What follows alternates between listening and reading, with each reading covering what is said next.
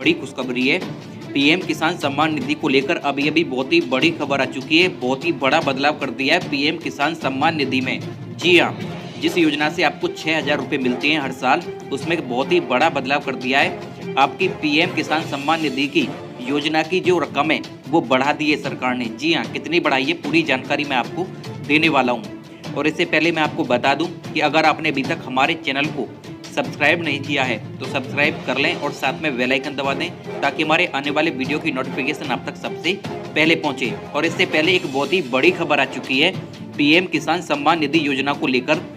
केंद्र सरकार की ओर से किसानों के लिए एक लाभकारी योजना चलाई जा रही है, वो है पीएम किसान सम्मान निधि योजना, जिसके जरिए जरूरतमंद किसानों को 6,000 रुपये सालाना सीधे खाते में ट्रांसफर किए जाते हैं। और इस बार भी सरकार ने किसानों के खाते में किस्त का पैसा भेज दिया है। लेकिन खबरों के मुताबिक पीएम किसान सम्मान निधि का पैसा कुछ अयोग्य लोग भी उठा रहे हैं। करीब 33 लाख किसानों के खाते में 2,326 करोड़ रुपए भेजे जा चुके हैं। मीडिया रिपोर्ट के मुताबिक जो अयोग्य लोग पीएम किसान का लाभ उठा रहे हैं, उनका पता लगाकर राज्य सरकारें मामले दर्ज कर रही हैं।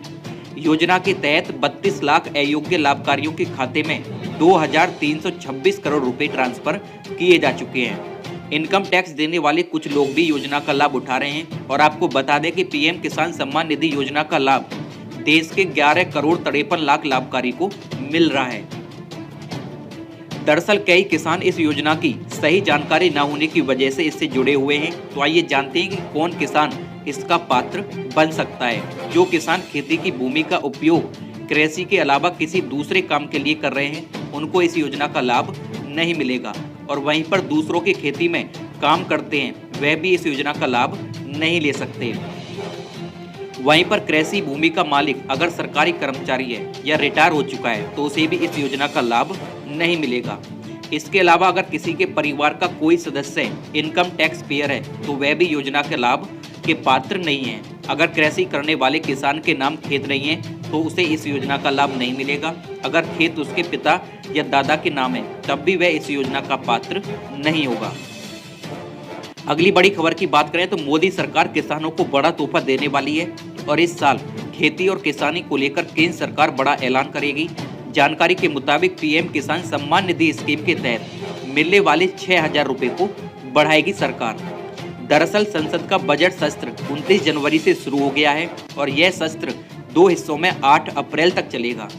बजट सत्र का पहला चरण 29 जनवरी से शुरू होकर 15 फरवरी तक चलेगा, जबकि दूसरा चरण 8 मार्च से 8 अप्रैल तक चलेगा। जी हाँ, बजट का जो दूसरा चरण है वो 8 मार्च से 8 अप्रैल तक चलेगा। सत्र की शुरुआत राष्ट्रपति रामनाथ कोविंद के संसद के दोनों सदनों लोकसभा और राज्यसभा की संयुक्त बैठक को संबोधित करने से हो चुकी है। किसान आंदोलन के 20 सूत्रों से मिल रही जानकारी के मुताबिक इस बार के दूसरे बजट में खेती और किसानी को लेकर सरकार बड़ा ऐलान करने वाली है। बताया जा रहा है कि पीएम किसान सम्मान निधि स्कीम के तहत मिलने वाले 6,000 रुपये सालाना को सरकार बढ़ाएगी। सरकार 6,000 रुपये से बढ़कर 10,000 रुपये सालाना करने वाली है। जी हाँ, पीएम किसान सम्मान निधि की जो रकम है वो 6,000 रुपये से बढ़ाकर 10,000 रुपये करने जा रही है। दरअसल किसान केंद्र सरकार से इस रकम को बढ़ाने की भी मांग कर रहे हैं। किसानों की दलील है कि किसानों का कहना है कि इस योजना के तहत उन्हें प्रति महीने 500 रुपये की रकम मिलती है, जो पर्याप्त नहीं है। धान की 1 एकड़ जमीन में फसल में 3 से 3,500 रुपये लगते हैं, जबकि गेहूं की 1 एकड़ खेती के लिए उन्हें 2 से 2,500 रुपये खर्च करने पड़ते हैं। तो ऐसे में उन्हें इस स्कीम से उतना लाभ नहीं मिल पाता जितना मिलना चाहिए। लिहाजा मोदी सरकार को इस रकम को बढ़ाना चाहिए, जिससे किसानों को राहत मिल सके। इस बार के दूसरे बजट में पीएम किसान सम्मान निधि की जो रकम है वो 6,000 रुपये से बढ़ाकर 10,000 रुपये करने जा रही है सरकार। ये आपके लिए बहुत ही बड़ी खुशखबरी है। और जो अयोग्य लोगों से पैसा वसूलेगी सरकार। जी हाँ, 32 लाख किसानों के खाते में से पैसा वापस जाएगा जो अयोग्य हैं, जिसका गलती से वो लाभ ले रहे हैं। तो चलिए अगली बड़ी खबर की बात कर लेते हैं। अभी अभी केंद्र सरकार ने बहुत ही बड़ा ऐलान कर दिया है तीनों कृषि कानून को लेकर। कृषि कानून पर सरकार भी सुप्रीम कोर्ट के भरोसे, किसानों को अब नया प्रस्ताव नहीं मिलेगा। जी हाँ, सरकार ने कृषि कानून के मामले में खुद हस्तक्षेप करने से बचने और सब कुछ सुप्रीम कोर्ट पर छोड़ने का साफ संदेश दे दिया है। बजट सत्र के पहले दिन राष्ट्रपति रामनाथ कोविंद ने अपने अभिभाषण में तो कृषि मंत्री नरेंद्र सिंह तोमर ने इसी आशय का साफ संदेश दिया है। तो ऐसी इस परिस्थिति में सुप्रीम कोर्ट द्वारा गठित 3 सदस्यीय समिति की भूमिका फिर से महत्वपूर्ण हो गई है।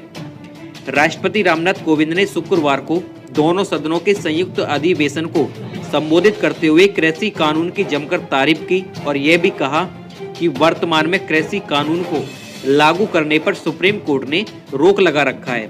हमारी सरकार सुप्रीम कोर्ट के निर्णय का पूरा सम्मान और उसका पालन करेगी। वहीं पर तोमर ने भी कहा है कि सरकार किसान संगठनों को कोई नया प्रस्ताव नहीं देगी। जी हां, वहीं पर कृषि मंत्री नरेंद्र सिंह तोमर ने कहा है कि सरकार किसान संगठनों को कोई नया प्रस्ताव नहीं देगी। सरकार ने अपनी ओर से तीनों कानून को स्थगित करने और सर्वपक्षीय समिति बनना पहले ही दिन दिया था। अब उससे आगे सरकार कुछ नहीं करेगी। किसान संगठन नहीं माने तो सुप्रीम कोर्ट है अहम। जी हां, राष्ट्रपति के अभिभाषण और कृषि मंत्री के बयान से साफ है कि किसान संगठन अगर अपनी जिद पर अड़े रहे तो सरकार सुप्रीम कोर्ट के निर्णय की प्रतीक्षा करेगी।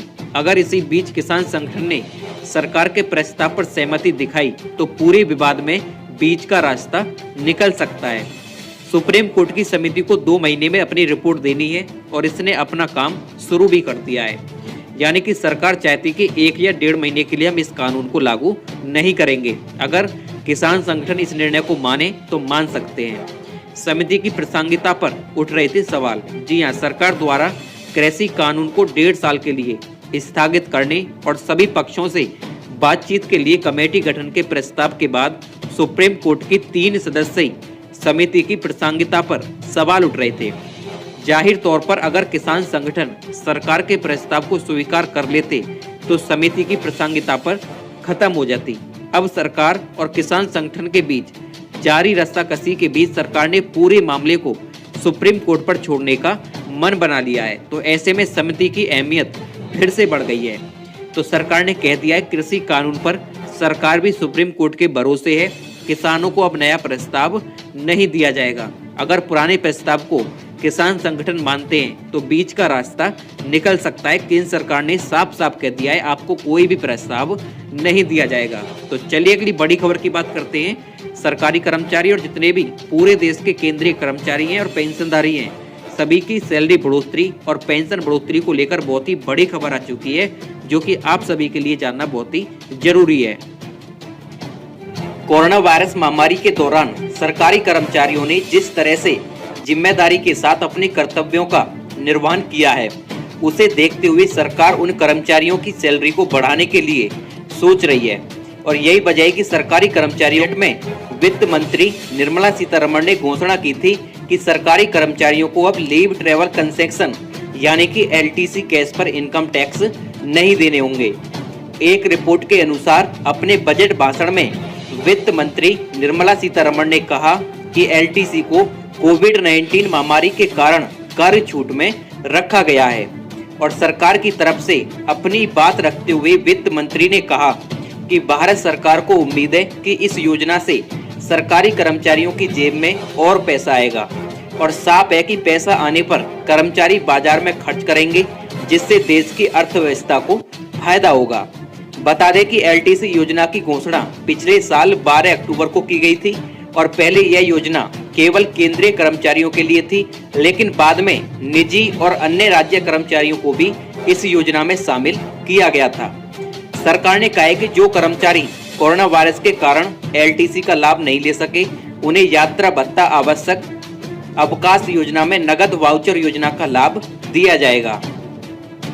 केंद्र सरकार के कर्मचारियों को 4 साल में लीव ट्रैवल कंसेशन यानी कि LTC मिलता है और इस भत्ते के जरिए कर्मचारी देश में कहीं भी यात्रा कर सकता है। और इन 4 साल की अवधि के दौरान केंद्रीय कर्मचारियों को 2 बार अपने घर जाने का मौका मिलता है। और इस यात्रा भत्ते में कर्मचारियों को 10 दिन की PL के साथ हवाई यात्रा और रेल यात्रा का खर्च मिलता है।